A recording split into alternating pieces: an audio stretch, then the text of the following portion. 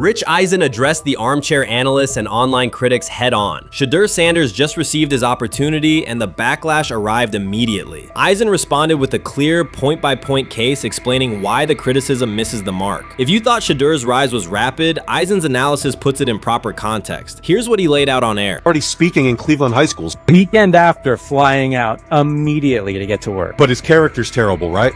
You know, and listen, oh, he interviewed bad, you know. According to who? The New York Giants? No offense, Bert. The same New York Giants that gave Daniel Jones a huge contract and let Saquon Barkley out the door. That's the intel we're trusting here? That was for him to celebrate. He just made, I mean, look, he put in work in college.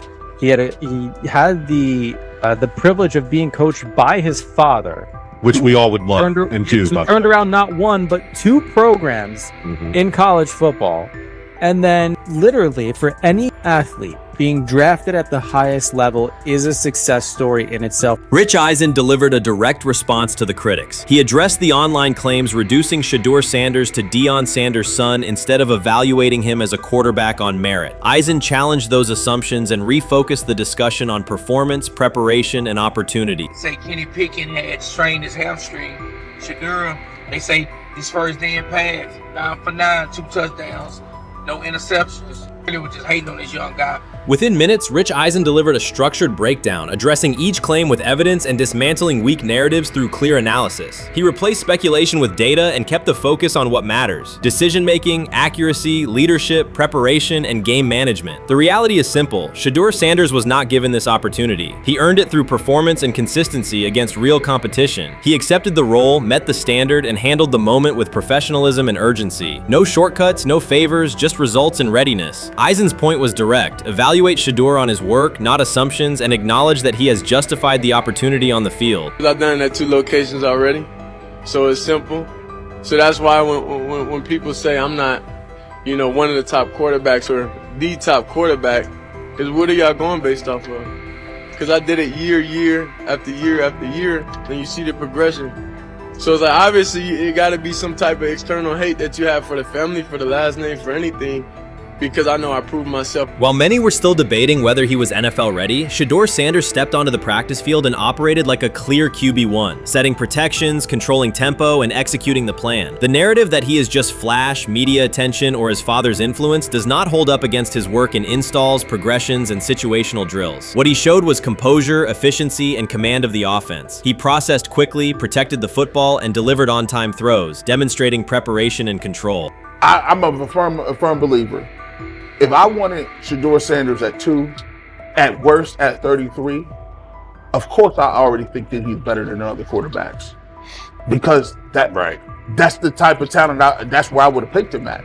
And if he was at 2 or 33, and he still had the same exact skill set, we would be talking about him starting and playing. Right. Well, there'd only be 3 quarterbacks. It'd be 3 quarterbacks, not 4. Not 4, yeah. But since he moved to the 5th round, that's cool. They might have to go along with it. But to me, I think if you ask who got the best tools, I'm going with Shedeur Sanders. From the first day of camp, he was not there to get by. He arrived to lead. There was no hesitation in installs, no lapses in fundamentals, just precise timing, clean footwork, and consistent velocity to every level of the field. He managed protections, controlled cadence, and delivered in situational work, showing command rather than learning on the fly. The approach was efficient and disciplined, with attention to detail and progressions and ball placement that reflected preparation, not improvisation. At the same time, Rich Eisen addressed the narrative directly and backed it with evidence. He laid out clips, context, and performance markers to cut through speculation. Eisen emphasized that Shedeur Sanders did not step into this moment because of publicity. He built toward it through sustained work, resilience, and results. The background, media readiness, high football IQ, and a professional approach was developed over years, not days, and it translated to immediate operational control of the offense. The resistance came from familiar places. Some in the traditional guard still framed mobile quarterbacks as limited and expected the nepotism label to define him. That view did not hold up against what was on the field: composure under pressure, secure decision-making, accurate throws into tight windows, and consistent execution in red zone and 2-minute sequences. Eisen's point was clear: evaluate Shedeur Sanders on performance and readiness. The evidence shows he earned the opportunity and is meeting the standard with accountability and consistency. Yeah, teams didn't draft him because they didn't think he was first-round talent. And the quote we played and that's on the screen, I think is flatly wrong. We all know this shouldn't have happened. Yes, it should have. It should have happened because this wasn't. Now, again, teams can be wrong. The league as a whole can be wrong. Hell, the Baltimore Ravens drafted a 25-year-old tight end before they drafted Lamar Jackson in the same draft. The die is not cast on who Shedeur Sanders. He stated it plainly. This is not a celebrity appearance. This is a quarterback with pocket presence, leadership, and decision-making that stands on its own. I'm about to unleash about Shedeur Sanders. I just watched what happened to Shedeur Sanders in the Cleveland Browns' third and final preseason game. And I'm outraged, I'm sickened, and I'm saddened. By the way, Shedeur continues to be treated in the National Football League now by those sorry-ass Browns and sorry-ass Kevin Stefanski. The Cleveland Browns are once again mishandling a promising quarterback. Skip Bayless criticized the organization for failing to develop Shedeur Sanders and for misusing his skill set. He argued that the team's decisions are undermining Sanders' progress and turning a major investment into a cautionary example. Bayless pointed to inconsistent usage, questionable play calling, and a lack of clear direction as key issues limiting Sanders. He said the Browns need a defined development plan and stronger support if they expect Sanders to succeed. Skip Bayless delivered a direct, critical assessment this week. After seeing Shedeur Sanders in a Browns uniform, he argued that Cleveland is mishandling the quarterback and undermining his development. Bayless said the team's approach shows poor planning and inadequate support around Sanders. He dismissed excuses about strategy and emphasized the need for better coaching, deployment, and protection. In his view, the Browns are setting themselves up for problems before the season begins unless they establish a clear plan for Sanders. Given the team's recent decisions, his reaction is understandable. Cleveland has a history of inconsistent quarterback development. Shedeur Sanders is a premium prospect, the son of a Hall of Famer, a proven college performer, and a widely recognized figure. The organization should prioritize his reps, protection, and a clear development plan, not place him behind Dillon Gabriel as if he were a secondary option. But I'm going to answer this question by saying Shedeur Sanders, and I'm going to tell you why. I think he's being set up to fail. That's right, I'm going to say it. Okay. Here we are on national television, right? There's been 11 practices, if I remember correctly. He's been starting against he's been playing against the third unit. He's fourth on the depth chart. And then suddenly you throw him into the start line, and he hasn't had any reps for the first team at all. Think about that. So you're just going to throw him to the wolves like that, huh? I mean, you know, if he had first team snaps in practice. Yet here we are. Cleveland has one of the most publicized prospects and is handling him like a depth piece. The broader issue is the franchise's long record of quarterback instability and inconsistent development. That history colors every move they make. When the Browns draft a quarterback, fans don't anticipate a long-term answer. They brace for another reset. Shedeur Sanders should be treated as a priority, not as an afterthought behind Dillon Gabriel. Let's give him a chance. Let's give him a chance with the play calling. You know you have an offensive line that isn't playing that well. So what do? Why not just play the short game so he can get the ball out of his hands very fast to run a competent goddamn offense? Outside of that, Shedeur has to be better in understanding that the offensive line that you're working with right now is not adequate. Why not allow the players that are competing for a job, in this instance, Shedeur Sanders, to finish off the 2-minute drill? When Browns fans see another quarterback selected, they brace for another setback. The franchise's recent history, from Johnny Manziel's failed stint to the rocky handling of Baker Mayfield, reflects inconsistent development and short-term decision-making. Against that backdrop, Skip Bayless's reaction to Shedeur Sanders on Cleveland's roster was blunt. He argued the team is already mishandling a premium prospect by treating him as a secondary option instead of a centerpiece for the future. Bayless's position is straightforward. Sanders is not just a name, he brings proven college production, leadership traits, and significant visibility that can strengthen both the offense and the organization's broader profile. Burying him on the depth chart behind Dillon Gabriel signals a lack of a clear development plan and wastes early momentum. Instead, Bayless contends, Cleveland should establish a defined pathway, first-team practice reps, protection and personnel tailored to his strengths, deliberate play calling that accelerates processing, and measured in-game opportunities that build confidence and execution. In his view, the Browns need alignment from the front office to the coaching staff to prioritize Sanders' growth. Continuing to treat him like a depth piece risks repeating the same cycle that has undermined previous quarterbacks. Committing to a coherent plan gives Sanders and the franchise a realistic chance to convert potential into sustained performance. He lied to us all when he said that this was going to be an open competition, a four-man open competition when it comes to the QB situation up there in Cleveland, in which, from the looks of it, all we've seen it be was a three-man race. The only people that has been getting reps in with the first team or with the veterans are Joe Flacco, Kenny Pickett, and Dylan Gabriel. We've never seen my boy Shedeur Sanders get a chance to get in. Even with him doing the things that he has been doing up there, he has yet to get in with the... Shedeur Sanders was caught off guard by Coach Kevin Stefanski's recent remarks, which have sparked talk of bringing in another starting quarterback. Commentators are debating whether Stefanski's comments reflect eroding confidence in Sanders or a brief lapse in judgment, but the rookie now faces intensified scrutiny over his role. The Browns, we got an analyst that says that Shedeur Sanders should have some kind of a ban? Banishment of some kind? Come again? Say what? For what? And we've got, this would be more troubling. If I'm a Browns fan, and this is where we're going to start, potential dissension in the ranks of the front office and the coach. And over what? Quarterback. When a program's headline quarterback suddenly becomes the subject of sideline murmurs and quiet searches for replacements, the situation is unmistakable. It's a breach of trust. Shedeur Sanders, the passer who put Colorado back in national conversations with his production and profile, has just received a clear message that his job security is in question. Coach Kevin, the assistant previously considered to be in Sanders' corner, made remarks that ignited speculation about changing quarterbacks. Fans, analysts, and even Deion Sanders are now reassessing the team's unity and its true plan for the position. The comment was no accident. It was a deliberate signal that the staff may soon elevate a backup. For perspective, Shedeur Sanders did not step into ideal conditions last season. He was sacked so often that Colorado could have dedicated a locker to every opposing edge rusher who reached him. Could I possibly go to bat for Kevin Stefanski as a great head coach? No, I couldn't.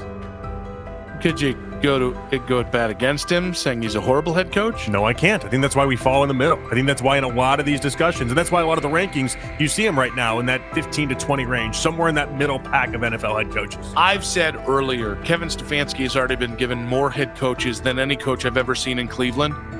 Starting with the decision to move on from Baker and him clearly still having another level to get to in Tampa. Last season, Shedeur Sanders often had to operate behind an offensive line that provided minimal protection, yet he still delivered precise throws and critical drives. At times, he seemed to be carrying a struggling roster almost on his own. Despite the constant pressure, he never complained, never threatened to transfer, and never acted entitled. He remained with Colorado because he trusted the program, trusted his father, and believed in the team's larger mission. That loyalty is why Coach Kevin Stefanski's recent statement that the quarterback competition is wide open struck so sharply. The remark implies that Sanders' starting role is insecure, as though the player who absorbed countless hits while holding the offense together is simply another name competing with walk-ons and first-year athletes who are still learning the cadence. This goes beyond ordinary coach language about fostering competition. It introduces genuine uncertainty about the staff's confidence in Sanders and invites speculation that Colorado is actively assessing outside options through the transfer portal. By characterizing the position as vacant, Stefanski has planted seeds of doubt that could quickly evolve into rumors and undermine the stability of the locker room. I'm sorry, but when it comes to quarterback, I'm going to defer to my head coach, generally speaking, especially one with Stefanski's track record and how he's viewed across the league. So this is interesting because it tells you Kevin Stefanski's not a Shedeur Sanders guy. And it also tells us who made these picks. Exactly. The Cleveland Browns made a rather awkward decision in the NFL draft, opting to take quarterback Dylan Gabriel in the third round well before he was expected to fly off the board. Then 2 rounds later, the Browns took fellow quarterback Shedeur Sanders. So what exactly is going on? Discussion has begun about whether Colorado is actively evaluating another quarterback and preparing for life after Shedeur Sanders. Analysts are debating whether Coach Kevin's move is calculated strategy or a misstep that jeopardizes team stability. Sanders remains a top NFL prospect, Deion Sanders' son, and the program's public face. His highlights dominate social media and his jerseys outsell the team's victories, yet he is once again being asked to reaffirm his position. The issue is more than routine roster management. It intersects with the family dynamics that shape the program. By portraying the quarterback job as open, Coach Kevin signals to both Shedeur and Deion that the staff is willing to move on despite Sanders' stature. For Shedeur, sitting through film sessions while hearing talk of potential replacements adds an unwelcome layer of uncertainty to an otherwise proven resume.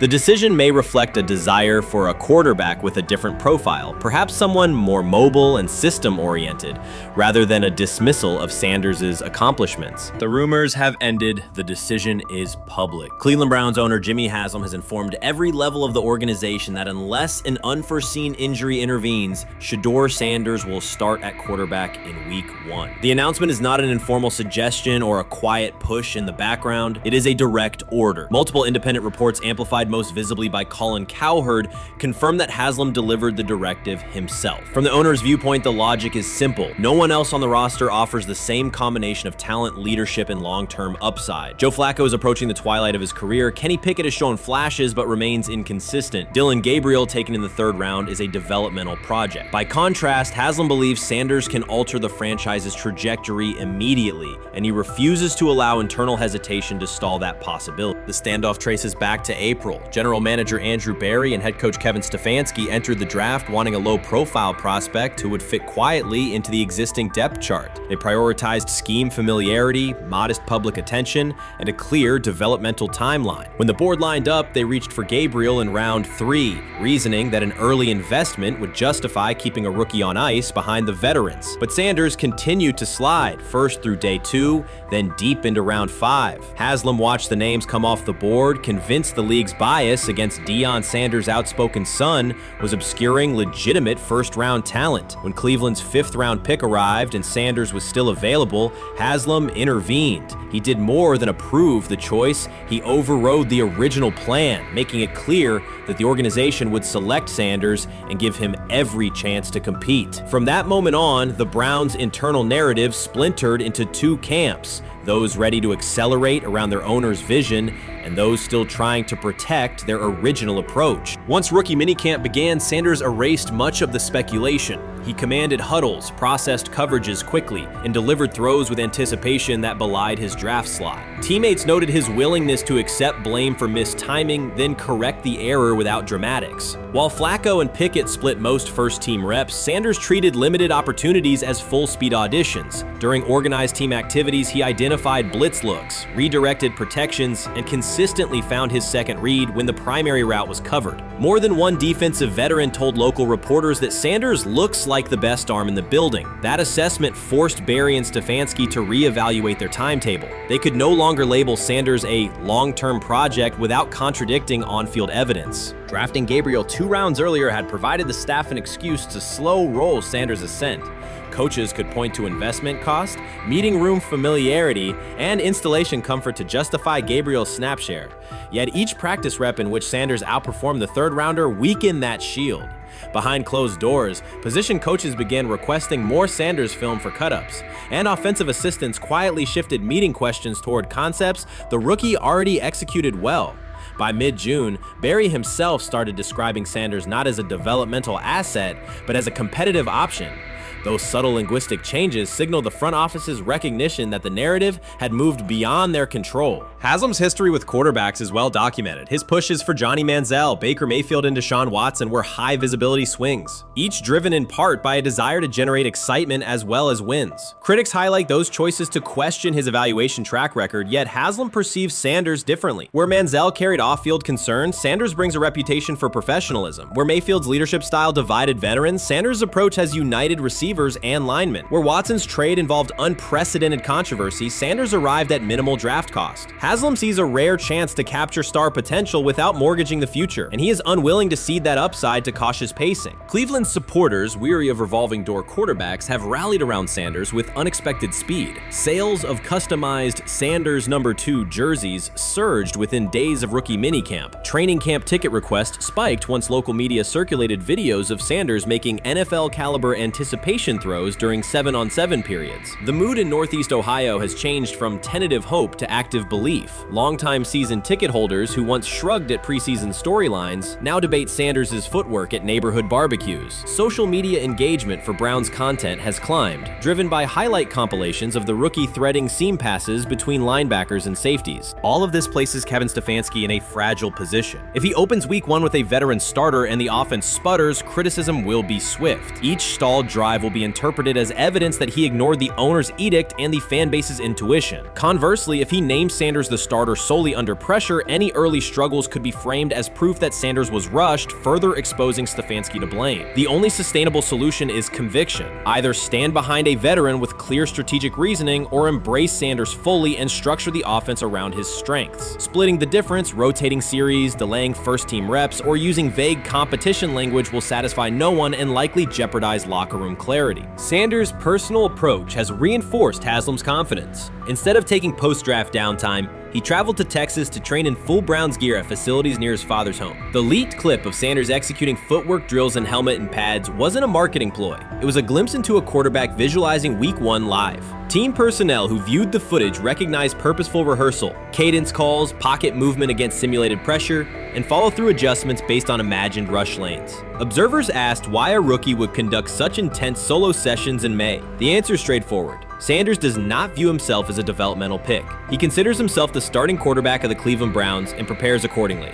On pure ability, Sanders' arm strength ranks with the league average for starters. His accuracy to the intermediate middle, an area where the Browns' current scheme generates high-leverage completions, has drawn consistent praise from receivers. The primary areas still under review are blitz recognition and live bullets and timing on deep outbreaking routes versus press coverage. Those developmental checkpoints are significant, yet daily practice reps show acceleration. In contrast, Flacco's mobility limits the boot action game that Stefanski installed to help Mayfield early in his tenure. Pickett can extend plays, but struggles to attack tight windows between linebackers and safeties, an essential requirement in Cleveland schematics. Gabriel remains an unknown at NFL speed. Thus, the competitive landscape favors Sanders sooner than the coaching staff originally planned. The franchise now stands at an inflection point. Haslam's mandate, the locker room's growing support, and the fan base's enthusiasm all tilt towards Sanders. The front office's earlier strategy, anchored in patience and quiet development, is increasingly untenable. Barry's shift in messaging indicates grudging alignment, but final authority over the depth chart rests with the coaching staff, unless ownership directly intervenes on game day decisions. A move rare but not unprecedented in the NFL. Should Stefanski align with the owner and name Sanders the starter before preseason concludes, he can claim proactive vision and tailor the offense through training camp. Should he resist and open with a veteran who falters, he risks rapid loss of credibility and possibly his position. Either path carries pressure, but only one aligns with the momentum sweeping through the building. For 2 decades, the Browns have cycled quarterbacks without securing a stable star. Each new hope, whether draft pick or trade acquisition, has collapsed under injuries, inconsistency, or organizational disarray. The possibility that Sanders could finally anchor the position is not merely a football storyline. It is a potential cultural reset for a fan base defined by resilience. Haslam's insistence reflects that awareness. Cleveland needs a leader who can win on Sundays and project confidence every other day of the week. Sanders has shown he can shoulder expectations without retreating from scrutiny. That trait, more than arm talent alone, is why the owner views him as indispensable. Voluntary workouts transition to mandatory minicamp next week. If Sanders receives a substantial share of first-team snaps, observers will interpret it as the staff's acknowledgement that the competition is tilting decisively. A public declaration may not follow immediately, but every rep allocation is a signal. If, however, the staff continues funneling most top unit snaps to Flacco or Pickett, tension will escalate. Local media will question the evaluation process. National analysts will debate the merits of letting a rookie learn through live action versus controlled practice. Inside the facility, players will recognize any disconnect between performance and opportunity, and unity could fray. The Browns have reached a decisive moment. Shedeur Sanders has demonstrated the skill, poise, and work work ethic to justify starting in week 1. Jimmy Haslam has publicly positioned him as the future, and by implication the present, of the franchise. Kevin Stefanski and Andrew Berry must either endorse that vision or brace for the consequences of delaying it. For Cleveland fans, the significance is clear. A legitimate chance to exit the cycle of quarterback uncertainty and rally behind a signal caller capable of commanding the field and galvanizing the city. Whether that opportunity is seized promptly or postponed will define the Browns' 2025 season and likely the tenure of the decision makers involved. Shedeur is lighting it up in practice every day. You're not even a half bit curious to see what he could do with the ones. That makes no sense. And then on top of all of that, you got players going on podcasts and talking to people in the media saying this guy is really good. Like, this guy is legit. So even your peers respect you enough. How is it that the coaches can't see that? It always starts with the players, where the players like, hey, you see that? You seen that pass he threw? The Cleveland Browns were taken by surprise when quarterback Shedeur Sanders stepped in for first-team snaps, asserting control of the drill and instantly highlighting deficiencies across the rest of the room. His confident command forced coaches to pause practice clips, reevaluate progressions, and consider immediate adjustments to the depth chart. Within minutes, discussions spread throughout the facility and online forums as fans weighed what Sanders' showing means for the current starters. The organization now faces an urgent, data-driven decision on whether Sanders should move up permanently. Shedeur Sanders arrived at Browns practice, took several first-team reps, and the entire quarterback group immediately felt the pressure. Coaches erased the whiteboard and reviewed their plans. Staff members exchanged concerned comments, and observers began asking whether Sanders was positioned to assume a larger role. Tony, every year we see at least 1 to 2 teams. They were in last place in their division the year before.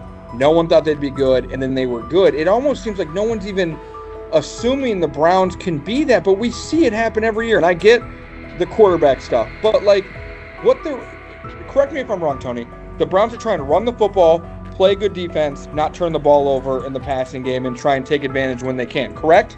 That's what they're trying to do. That was the 2020 offense. The Cleveland Browns are still searching for stability at quarterback. Deshaun Watson is yet to deliver consistent starter-level production that justifies his contract, and each game renews doubts about whether he can regain peak form. Behind him, rookie Dorian Thompson-Robinson shows promise but remains inexperienced and unpolished. Coaches are evaluating alternatives each week and may need to adjust the depth chart if progress stalls. The roster around them is built to contend now, so ongoing uncertainty under center is increasingly costly. As we talk about, we do believe in best player available. We do believe in positional value, and we didn't necessarily expect him to be available in the in the 5th round, and so we love adding competition to every position room and adding him to compete with the guys that are already in there. We felt like that was the appropriate thing to do. The Browns quarterback group is unsettled. Deshaun Watson has yet to provide the reliable, high-level play his contract demands, while rookie Dorian Thompson-Robinson remains promising but unpolished. Depth behind them consists mostly of veterans whose experience lies more in holding clipboards than leading offenses. The coaching staff needs an immediate answer, not a 3-year development project. Shedeur Sanders enters as that potential solution. At Colorado, he passed for more than 3,200 yards despite working behind one of college football's poorest offensive lines, consistently demonstrating poise, quick processing, and accurate ball placement under heavy pressure. Film shows steady reads and disciplined footwork, traits that offset concerns that his profile is built on family name or media attention. Cleveland viewed the signing as a low-risk, high-reward move. Early in camp, Sanders received a handful of first-team snaps intended merely as an evaluation. Those plays quickly changed practice tempo. The ball came out on time, receivers hit their landmarks, and the defense struggled to adjust. Coaches immediately expanded the review using phrases such as evaluate every option, an indication that the depth chart was no longer fixed. Watson sensed the scrutiny. Thompson-Robinson increased his urgency. Within minutes, competition in the quarterback room intensified. Sanders repeated that performance in subsequent sessions. His footwork remained clean, progression sharp, and throws firm and precise. Each strong rep forced staff to reassess the plan to keep him buried on the developmental track. The broader context magnifies the pressure. Cleveland's roster is built to contend now. Fans are weary of quarterback turnover, and the front office cannot afford another costly misstep under center. Around the league, rookie passers rarely wait multiple seasons anymore. Joe Burrow, Justin Herbert, CJ Stroud, and even late pick Brock Purdy established that precedent. If Watson opens the regular season and struggles, public calls for Sanders will grow, especially if the rookie flashes in preseason. Alternatively, another team could attempt to acquire him if Cleveland hesitates to elevate his role. Each scenario underscores the same reality. Sanders' emergence has turned a routine camp evaluation into a critical decision point for the franchise. And we saw Dillon Gabriel go 11-on-11 with the first team, Shedeur Sanders go 11-on-11 with the second unit. So that was really the big wrinkle today. Yes, and of course, it was the first time that we have seen Shedeur Sanders get any of those coveted 11-on-11 reps. Of course, again, it wasn't with the first team offense or against the first team defense, but it's progress. And that means that he's going in the right direction, that the arrow is pointing up. He's coming up the learning curve. So that's good for him. And I actually thought just overall, he had a better day than Dillon had today. He completed more passes. He was more on point. In fact, in that 11-on-11 period, he threw a near touchdown. Desperation can push franchises toward aggressive decisions, especially when their quarterback options appear unconvincing or outdated. One scenario now emerging is that Sanders earns enough confidence to take full preseason reps with the starters, forcing Cleveland to revisit a depth chart it believed was settled at the beginning of July. His practices demonstrate that the excitement around him is grounded in measurable performance. Accurate, high-velocity passes against first-team defenses, and confident command of the huddle. Each strong outing also heightens league-wide interest. Rival scouts adjust evaluations, and general managers revisit their notes, aware that a viable young quarterback may soon become available. Inside the facility, the personnel staff must balance short-term results with long-term roster planning, knowing that an early move could reshape salary cap allocations and locker room dynamics. The pressure on Watson and Thompson Robinson escalates accordingly. Both must produce visible progress to maintain their current roles. Cleveland's recent history shows how quickly promising quarterback situations can devolve into controversy. The franchise has turned potential breakthroughs into organizational turmoil before, so observers remain cautious about how this competition will unfold. I view things as I got time. I got time to be able to grow and mature, and be able to understand the ins and outs of the defenses and be able to get the good insight from the vets in the room. So I look at it as, a plus. And whenever, it's time for me to play. Shedeur Sanders rolled into Browns camp and instantly made the whole practice feel like a recess pickup game. NFL vets suddenly looked like they'd forgotten the playbook and were just trying to keep up. With that being said, I see some balls coming out of Shedeur Sanders at that game, and I'm like, kind of looks like a guy. Yeah, I'm ready. He can sling it. Ready to. I see him, some of the veterans, how they talk to him, mic'd up, see what he's doing in the community. Talking about Njoku there? Njoku, Mike Knapp. Yeah, once you see, different little interactions and things like that, I know he has the talent. We'll see. It'll be a competition that usually brings the best out of guys, especially young guys. So I'm interested to see how that quarterback situation. Right after Shedeur Sanders tightened his cleats and the Browns settled in for what they figured was a routine camp day, the whole vibe tilted sideways. No blazing comet, no UFO touching down at midfield, just a swagger-charged quarterback striding in like he'd crashed the wrong league and thought, yeah, I'll stick around and run this show. The Browns had no clue what storm was rolling in. You'd expect an NFL team to do a quick scout, maybe pull up a highlight reel or two, but nope. They greeted Shedeur with a shrug, only to watch him seize the field on snap one and run the whole operation like a seasoned pro. First and foremost, he's been the best quarterback in camp. Now look, Joe Flacco ain't had many opportunities. There was a whole day I saw he didn't throw the ball at all. Here's my theory on the situation. They already know who's starting in the number 2 is. They already know. Joe Flacco and Shedeur Sanders is already locked up. You're missing the boat, people. You're missing the boat.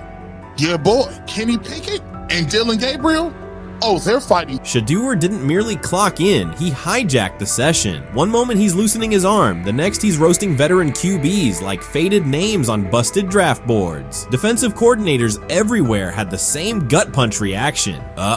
His pocket poise, straight disrespectful. His timing, psychic, and every pass left his hand like it was laser guided to its mark. While Shedeur Sanders was slicing up routes, the Browns secondary looked less like an NFL backfield and more like a gaggle of dads sprinting through a Saturday fun run. Big on enthusiasm, short on closing speed. Coaches fought the urge to slam the emergency horn. Players traded wide-eyed, "Are we serious?" stares, and someone even double-checked that a hidden camera crew wasn't about to pop out of the tunnel. But nope, this was pure Shedeur. Half cold-blooded surgeon, half highlight factory. He wasn't dropping a casual "I'm here," he was crafting a masterclass. From the first rep, the tempo changed. Shedeur Sanders accepted the snap with steady footwork, diagnosed the Browns' single high shell, and delivered a tight window seam route that forced the free safety to recover late. Throughout the period, he manipulated leverage with quick shoulder fakes, moved through full field progressions, and released on time from a balanced base, consistently putting the ball on his receiver's upfield shoulder. Cleveland's coverage struggled on multiple fronts.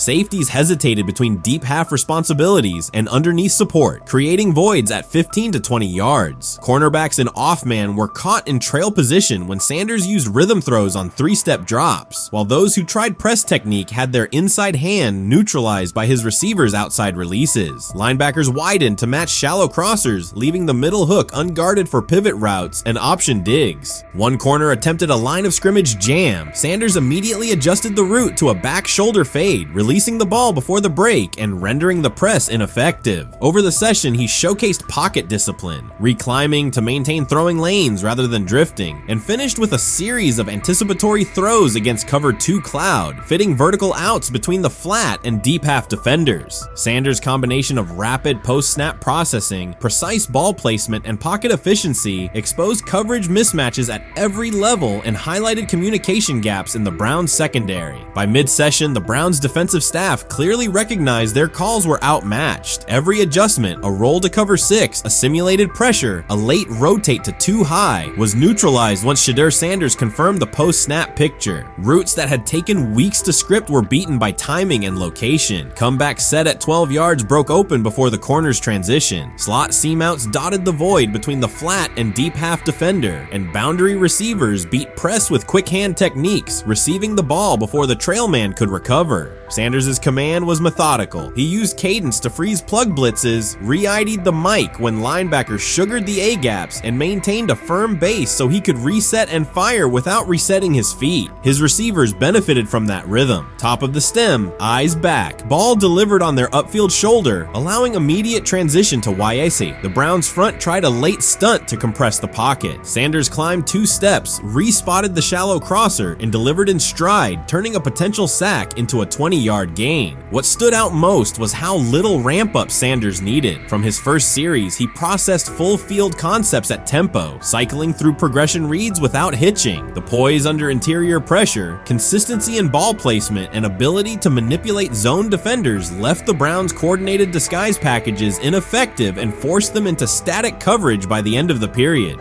In short, Sanders' efficient mechanics, rapid processing, and anticipatory accuracy rendered Cleveland's defensive game plan ineffective at every level, from pre-snap disguise to post-snap spacing. Imagine there's many people that think Dylan Gabriel's a better quarterback than Shedeur Sanders. I don't care where they were drafted. If the Browns are the one team that thinks that, then I'm going to suspect it's not true. They don't know what listen, they're I've doing. been on every quarterback evaluation for 30 years. Right. I never root against anybody. Yeah. But I'd be surprised if Dylan Gabriel's ever a legitimate starting quarterback for the Cleveland Browns. I'd be surprised. I just don't think. Well, then it is a wasted pick because you took him in the top 100. Yeah, but potentially. Yeah.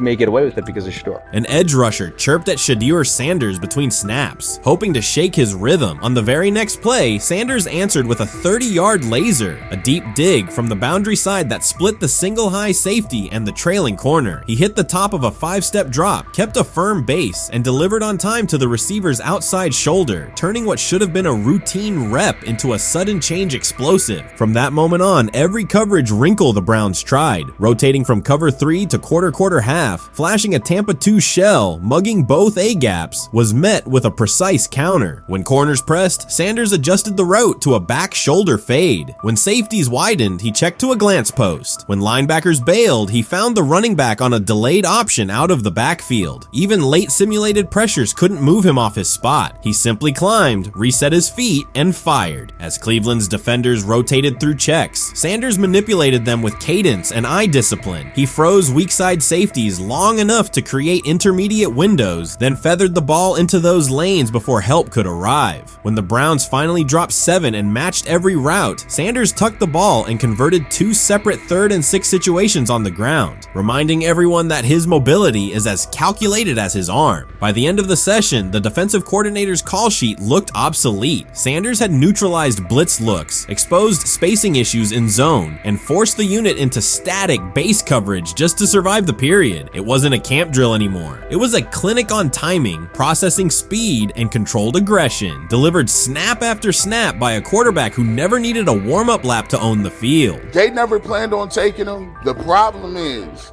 like Ocho Cinco said, you got somebody that has endeared himself to the locker room. And guess what? The difference between him and Tim Tebow, the biggest one, is he can play. He can throw the ball. Tim Tebow running around being an H-back, he can throw the ball. And he's done everything he needs to do. He ain't saying nothing. He ain't rocking the boat. He ain't mad about the reps. He ain't mad about none of that. All the people out there want to see is this, like Tyler said earlier.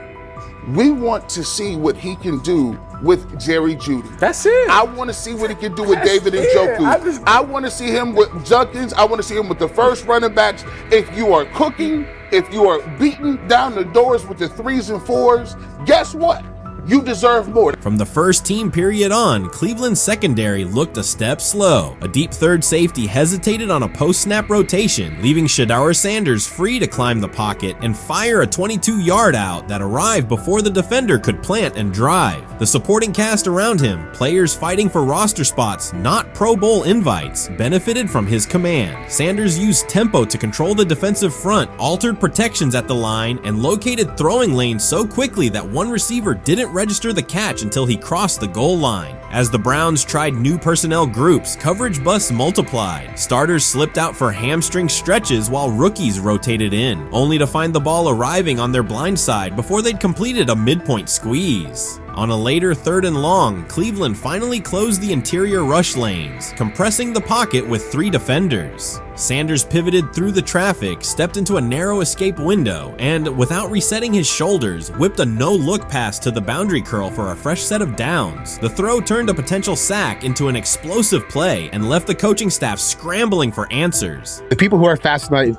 by Shedeur for whatever reason, whether it's his play, I guess, last year was kind of fun. If you're just like a guy who grew up like loving Deion Sanders and passed that love on down to your kids, I can see why you're like that. The one thing I will give them is you're looking at this quarterback room. If you're a fan of Shedeur and say, why can't he go beat Dylan Gabriel or Joe Flacco or Kenny Pickett? So I do understand that part of it, right? Because why not? Why couldn't he be a Brown starter in October or November? That looks like a quarterback room where everyone will get a chance to start. So the Shedeur Sanders, I want to talk about this. So here's a prime example. Shedeur Sanders, they had 3-day mini camp for the Cleveland Browns. And now Jimmy Haslam actually has some money. The Bengals owners and the Rooneys are near the bottom of the league in net worth. But what the Browns have is what I would call the Buffalo Bills used to have this years ago, pre-Josh Allen. What are Browns veterans saying about Shedeur Sanders behind closed doors? According to internal discussions, the feedback goes beyond casual praise. Several veterans describe his performance as franchise level. Private locker room conversations compare his command of the offense to established starters. And one senior assistant reportedly called him Sunday ready after a single walkthrough. The consensus is that front office staff and coaches have taken serious notice. Inside the Browns facility, informal conversations circulate among players and coaches. These remarks carry significant weight in personnel evaluations and often influence practice rotations. When veterans speak this strongly, the message typically reaches decision makers quickly, especially during roster planning. In short, the internal perception of Sanders is already affecting how the staff views the current quarterback depth chart. Browns vets kind of weigh in on Shedeur Sanders and how he's been since he arrived in Cleveland, in Pound Town. And I think it's very, very important that we discuss it because it'd be really easy for these vets to, this wasn't like a on-the-record interview. This is just kind of back channels into what the vets are saying, the rumors, but the sources telling us. And we have a couple quotes, but Shedeur Sanders, Cleveland Browns, it seems like it's going well. And it's almost like you don't want to talk about it. At the center of the growing internal buzz is Shedeur Sanders, the rookie who entered Berea with late-round expectations but is being discussed privately as a potential long-term starter. This is not a routine camp tale about an extra arm taking practice snaps. Sanders has seasoned teammates, players with playoff mileage, quietly reassessing his ceiling. Observers who overlook these conversations risk missing one of Cleveland's most deliberate personnel moves in years. Sanders is not on the roster because of his surname. The Browns reviewed their quarterback depth, weighed costs, and chose a controlled, development-oriented option they believe can stabilize the position. His presence is already changing practice dynamics. Veterans notice his pocket awareness, adjust routes to his timing, and acknowledge that he processes coverage at an advanced level for a first-year player. Leadership patterns in the huddle feel different. Sanders delivers with precision and composure that challenge defenders to reevaluate their calls. The strategic upside is clear. A 4-year rookie contract offers cap flexibility while other franchises cycle through expensive stopgaps. Coaches and front office staff view Sanders as a calculated investment, not a publicity experiment. Outside chatter still focuses on Joe Flacco's age or Kenny Pickett's development. Inside the facility, however, veterans pause film sessions to dissect Sanders' ball placement and progression speed. Position coaches highlight clips where he works through reads decisively and delivers on time, traits rarely attributed to rookies. Sanders' confidence is measured rather than theatrical. He moves as though the NFL tempo is familiar, and that calm spreads across the roster. Experienced defenders are rechecking the depth chart and asking if the quarterback competition is tighter than publicly acknowledged. Great kid, and whether it's a following that he's earned, I mean, that's something that he's done a great job of interacting with fans, and but he is a great kid. You guys will get to know him more. He's working like crazy, just like all the guys. He's another young man. These rookies, you know, my office is downstairs. As they got to walk by my office as they come in. They come in early. And Shedeur, just like all those guys, he's in there early. He's getting his work done. He has not yet secured the starting job. Evaluations so far come only from brief practice periods, no comeback drives, no national headlines, just steady execution in shorts and helmets. In a league that celebrates splashy debuts, Shedeur Sanders is earning trust rep by rep. Veterans typically withhold judgment until late in camp, yet several are already studying his footwork and timing, which suggests genuine respect. Inside the building, coaches sense that the Browns may have finally found a stabilizing presence at quarterback. Cleveland's recent history underscores why this matters. The team has started 9 quarterbacks over the past 2 seasons, an indicator of instability rather than depth. Sanders arrives with composure, arm strength, and a well-known surname, so any sign of readiness is magnified. Financial context also plays a role. The Browns are allocating a significant portion of the salary cap to Deshaun Watson, whose performance has not matched that investment. To manage costs, the front office signed 4 additional quarterbacks on low-impact contracts. Together, they account for far less than Watson's annual cap figure. If Sanders continues on his current trajectory, that structure could give Cleveland both competitive clarity and much-needed financial flexibility. He's the only person who's come out and say, hey, man, this dude look kind of good, man. Let me tell you what I heard. A lot of people reaching out to players in the locker room and stuff. To me, I think this is it's a red herring. Like, I'm supposed to suspend myself to disbelief that he was going to look bad. I've never expected him to look bad to start with. The 5th round quarterback stuff, that's involving perceptions, pre-draft analysis, and other teams. Cleveland's veterans have endured every kind of quarterback turmoil, poor reads, major injuries, shaken confidence, and sideline disputes. When a young quarterback like Shedeur Sanders steps in and appears composed rather than overwhelmed, people notice. The attention comes not just from coaches and reporters, but from the linemen and defensive leaders who have watched previous backups struggle. They are not exchanging doubts, they are sharing nods of approval. Sanders demonstrates instinctive pocket awareness, reliable accuracy, and steady poise, qualities that quickly circulate through team conversations. After years of instability under center, the Browns need someone who can remain calm and effective deep into the season. Although expectations have fallen over time, genuine interest is growing. Praise is coming from teammates who rarely commend anyone unless his performance demands it. You can't fire the owner because he can't fire himself. Yeah, someone's head's going to roll, unfortunately, in this situation, and it's probably Stefanski and Barry. I saw on The Athletic. I don't think that's fair, by the way. Stefanski, that part. I agree. I was saying the other day on my podcast that Barry should be fired. And I said I wouldn't fire Stefanski, but a couple of people made the point of saying, well, if you fire the GM, you got to give him a chance to hire his own coach, which is fair. That's true. So I would fire Barry. I would hire a new GM. If that GM thinks Kevin Stefanski's a good coach, wants to stick with him. The situation in Cleveland has escalated with the NFL. Sources indicate GM Andrew Berry is prepared to move on from head coach Kevin Stefanski if he refuses to elevate Shedeur Sanders. The Browns are weighing a major quarterback change. Leadership appears to be aligning behind Sanders and pushing for immediate action. This is a high-stakes decision about control and the team's direction. I think it's unfair for me to comment in I guess, maybe on behalf of the industry. All I can say is this, the time that we spent with Shedeur, and what he's done throughout his college career is impressive. He's an impressive young man. He's a really good quarterback. Sometimes, fit comes into play. And I'd also say this, there are 4 more rounds of the draft. And then maybe lastly, it's less about where you get picked and what you do after you get picked. That's really the most important thing. Getting to know him over the course of the spring, he has a ton of resolve. Andrew Berry appears to be at a breaking point. Pressure from fans and within the organization to play Shedeur Sanders is intensifying. Berry is pushing for a move towards Sanders, while head coach Kevin Stefanski remains cautious about altering the depth chart. The divide is clear. One side wants acceleration, the other a measured rollout. The organization is under heavy scrutiny, and the focus has shifted to when, not if, Sanders sees the field. Has the 4th highest odds of any head coach this season to be fired. He's clearly on the hot seat. It's been a discussion for really a couple years now, dating back to last season's 3-win season. And he's always had kind of hot and cold seasons. And now the sports books are saying he's 4th on the list.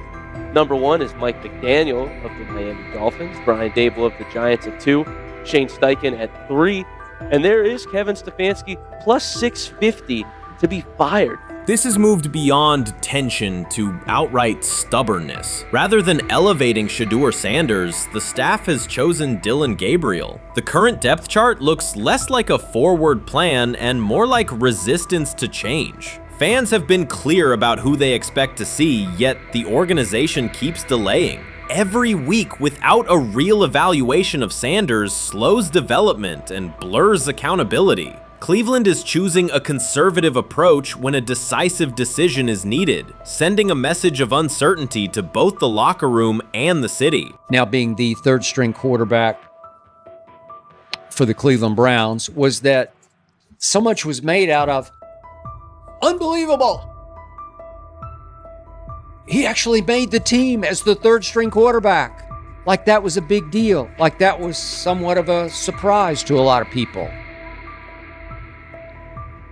He should have been the 1st pick in the draft. Kevin Stefanski appears to be doubling down to validate his approach. Despite sustained demand from Browns fans to see Shedeur Sanders reflected in chants, merchandise, and constant discussion, he continues to keep Dillon Gabriel in front on the depth chart. The decision functions as an assertion of control rather than a response to momentum. Even with clear signals from the fan base, Stefanski is staying with Gabriel and delaying a full evaluation of Sanders. It is a deliberate choice to maintain his plan and pacing, not to accelerate change. Cleveland is prioritizing continuity over recalibration, keeping any transition to Sanders on hold. But yeah, the Browns are in a tough spot. They have wasted. You traded a ton of high draft capital to get Deshaun Watson. You've gotten nothing out of Deshaun Watson and missed an opportunity. Who knows who they would have drafted? Now, maybe they would have screwed up those picks and the Browns would still be in bad shape.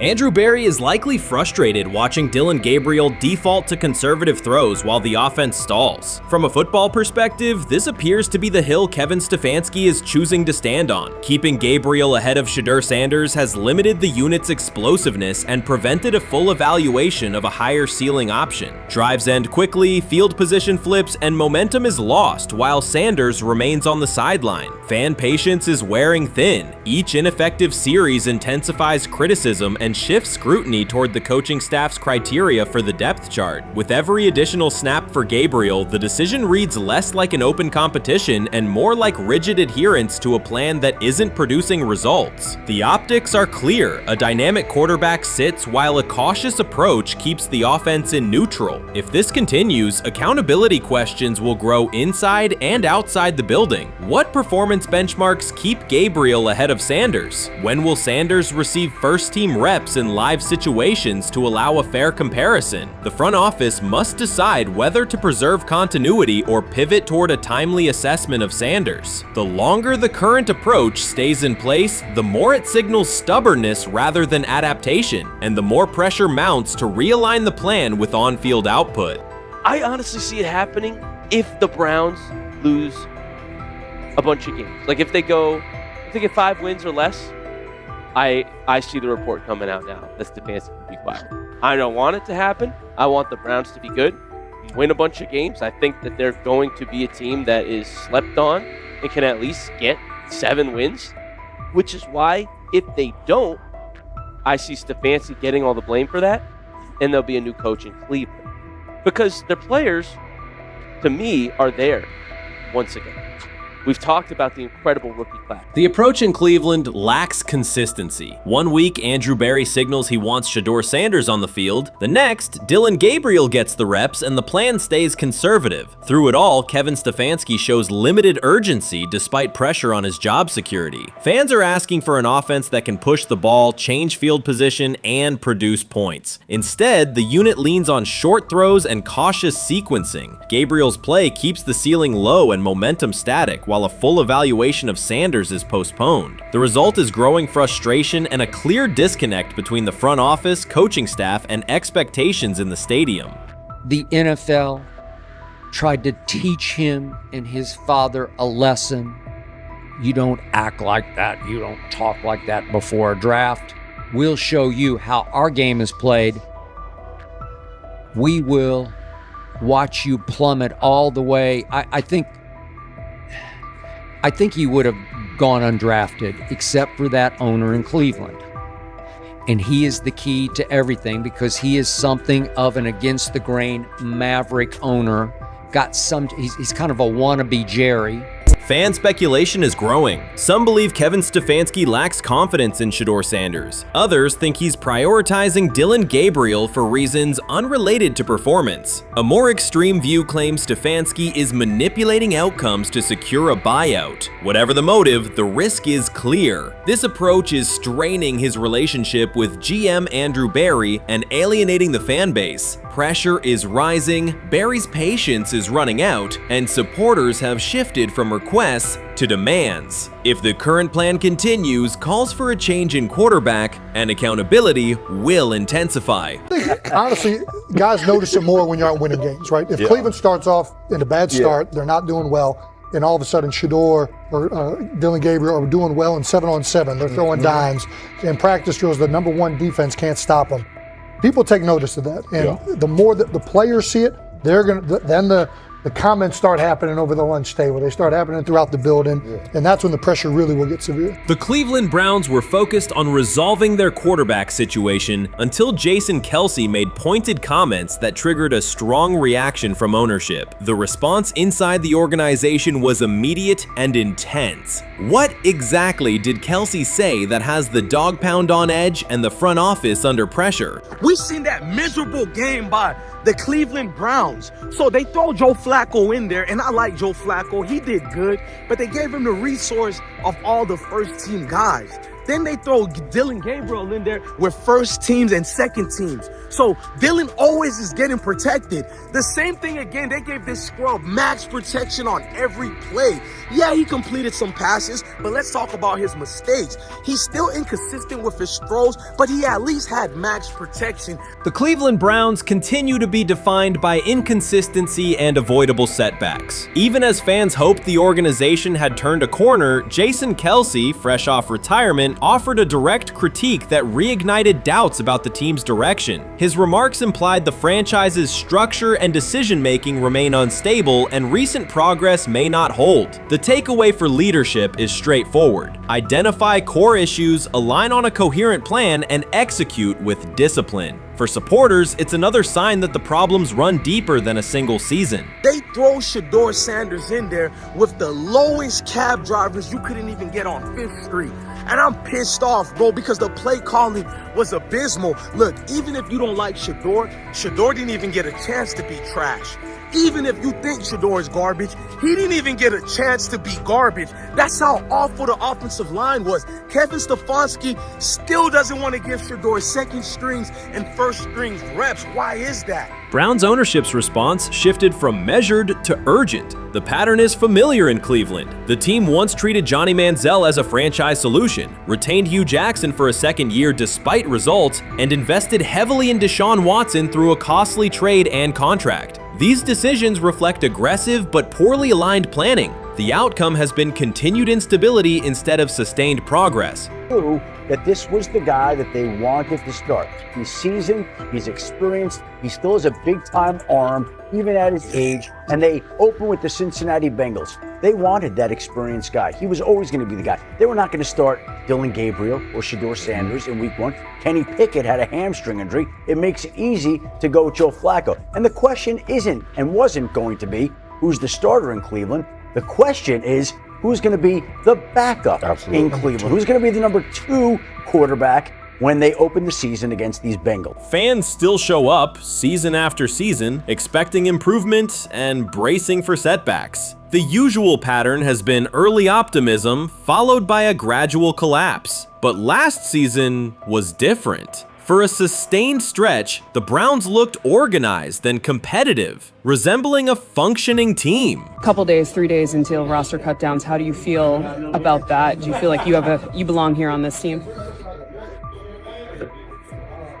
Obviously, I think overall as a player, I feel like I put in the work. I feel like everything I do, I try to do it to my best, and that's all I ask for. So I feel like everybody feels like, they should be on the team, and if you ask anybody on the team, would they feel like they belong, in their own eyes. So I feel like I do, but I'm my own player, I think about myself in a high regard. The front office entered the offseason confident. Kevin Stefanski was being praised and the Dog Pound believed the team had made real progress. Then Jason Kelce delivered a pointed assessment that cut through the optimism. Fresh into retirement, the former Eagles All-Pro and Super Bowl champion said Cleveland still looks like a team patching over issues rather than building a durable contender. Kelce's view was direct. The Browns' structure is fragile, and the roster is too dependent on perfect health at quarterback. He argued the team is one injury away from losing continuity and sliding backward. Because Kelce has operated inside a stable, championship-level organization, his comments carried weight with players, media, and fans. The reaction was immediate. People took his critique seriously, not as outside noise, but as an informed evaluation of how a successful team should be built. Ownership also felt the impact. Jimmy Haslam's response shifted to urgency, a sign that leadership recognizes the stakes. The criticism arrives in the context of prior high-risk decisions, especially the fully guaranteed $230 million commitment tied to Deshaun Watson. Watson has missed time and shown inconsistency when available, and the contract has constrained flexibility. Kelce's remarks highlight why depth, alignment between the front office and coaching staff, and a clear contingency plan at quarterback are non-negotiable. The takeaway is straightforward. Cleveland must convert last season's progress into a stable framework, protect the quarterback, deepen critical positions, and establish a plan that survives injuries and short-term setbacks. Without that, the games that fueled optimism will remain temporary. If you're a betting man, who do you think starts for the Browns at quarterback? Okay, this is the situation. Kenny Pickett, they actually traded for him. Joe Flacco, no one's bringing Joe Flacco in the building thinking Joe Flacco's going to be the starter. If Joe Flacco is your starter, you got a problem.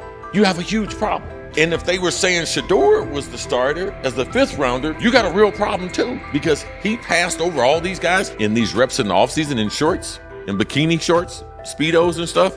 Like, no. That kind of stuff. So I'm not that surprised. When you put down a 3rd round pick on a quarterback, you do believe he has a certain skill set. Jason Kelce stated the obvious. Cleveland committed to a quarterback who hasn't played at an elite level in years, and Joe Flacco's playoff run didn't change the long-term outlook. Ownership appeared more upset that the criticism was public than by the substance of the critique. Many fans agreed. They've seen this pattern before. Rosters age, injuries are inevitable, and when a single contract dominates the cap, one setback at quarterback can undermine the entire season. Kelsey's broader point was about structure. The Browns prioritized the high-cost, uncertain starter over depth and contingency. The late-season surge masked issues that remain: limited cap flexibility, thin depth at key positions, and an offense that lacks a credible plan B. Fans recognize how quickly a strong defense can decline with injuries, and how an offense without redundancy stalls. The AFC North raises the stakes. Baltimore with Lamar Jackson sustains a top standard. Cincinnati with Joe Burrow returns to contention when healthy. Pittsburgh rarely slips below .500 under Mike Tomlin and wins with defense and consistency. In that environment, Cleveland can't rely on perfect health or peak form from one player. The path forward is clear. Diversify cap allocation, reinforce the offensive line and receiver depth, carry a legitimate backup plan at quarterback, and install a scheme that functions regardless of who is under center. Given what we saw yesterday with Shedeur Sanders, somebody on the Cleveland Browns is 100% getting fired, probably by the end of this year. The person who's probably going to end up getting fired is Kevin Stefanski, because I know that he didn't want Shedeur Sanders on the team. It was Andrew Berry who made that pick. You can't really go against your GM. Bad things happen in this situation. But Shedeur Sanders is not without fault for what we saw yesterday. This is the play that we saw yesterday that has the internet just exploding, where Shedeur Sanders took like a 24-yard sack.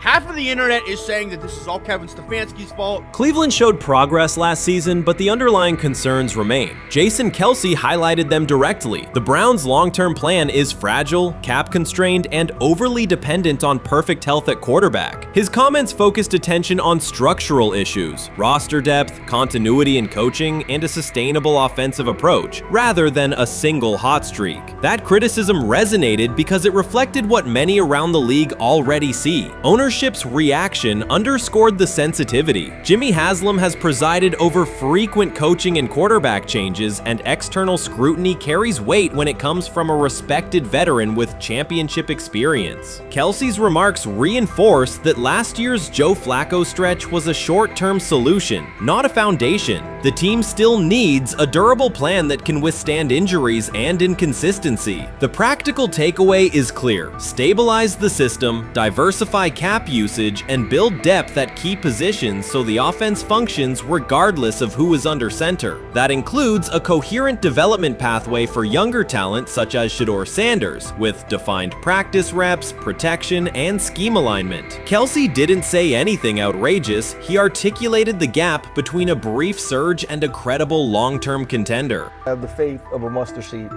Right, because this is the greatest resurrection since Jesus the Christ. Right, like at some point, Joe Flacco was thinking about getting into TV. Yeah. Right, Joe Flacco didn't have a job, and then now you not only come back and start for the Cleveland Browns late in the 2023 season, but they came back around to you. You're now the day one starter for a franchise that just 2 years ago was in the playoffs. The Browns' quarterback situation remains unsettled. Deshaun Watson was expected to be the long-term answer, but injuries and inconsistent play have prevented him from reaching an elite level. When the team turned to Joe Flacco after Watson's season deteriorated, Flacco immediately lifted the offense and produced results that highlighted the gap between expectations and reality. That a 39-year-old late addition could outperform a $230 million starter was not just a short-term surprise, it raised fundamental questions about roster construction and evaluation. Quarterback depth has been fragile, and the late-season surge masked broader structural problems. Jason Kelce's remarks made that clear. Cleveland is vulnerable if the starter is unavailable, cap flexibility is limited, and the offensive plan lacks a stable contingency. His critique drew attention to leadership and planning as much as on-field performance. Jimmy Haslam's strong reaction reflects the pressure on ownership. The organization has promoted a message of stability and progress, but Kelce's assessment suggested those gains are not yet durable. The path forward requires a realistic approach to the cap, a credible backup plan at quarterback, and a system that holds up regardless of personnel.